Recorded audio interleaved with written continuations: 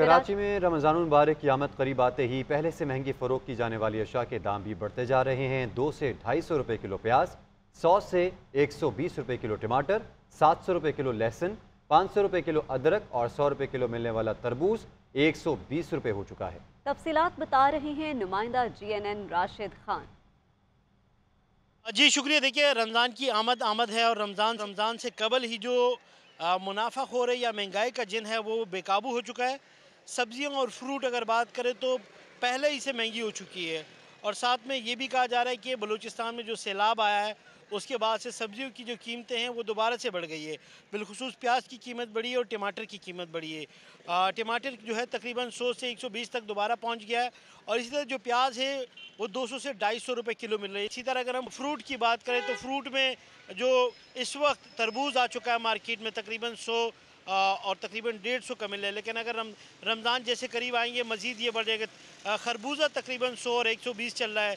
जाम तकरीबन 100 रुपये के करीब चल रहा है। इसी तरह बेर है और माल्टा है, कीनू है, 100 और 150 के करीब इसके भी रेट है। दुकानदार है यहाँ पर वो भी यही कह रहे हैं कि जो डिप्टी कमिश्नर है या जो छापा मार कार्रवाइयाँ होती है वो मार्केटों में, लोकल मार्केटों में तो की जाती है, लेकिन सब्ज़ी मंडी में जो बड़े मगरमच्छ बैठे हैं या जो बड़े आड़ती है उन पर हाथ नहीं डाला जाता, वहाँ पर कार्रवाई नहीं की जाती। उनका भी यही मुतालबा है कि महंगाई को मंडी की तरफ से कंट्रोल किया जाए तो आवाम को जो है रिलीफ मिल सकता है।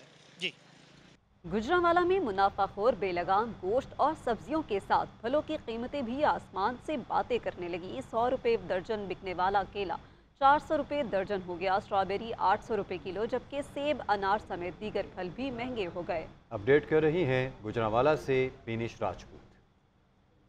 आपको बताएं कि महंगाई की तो ये सूरत हाल है कि गरीब बंदे के लिए एक वक्त की रोटी पूरी करना भी मुश्किल हो गया है। तो अब आपको बताएं कि रमज़ान और मुबारक की भी आमद है और जैसे जैसे दिन थोड़े रह गए हैं फलों सब्जियों समेत हर चीज़ की कीमत आसमान से बातें कर रही है।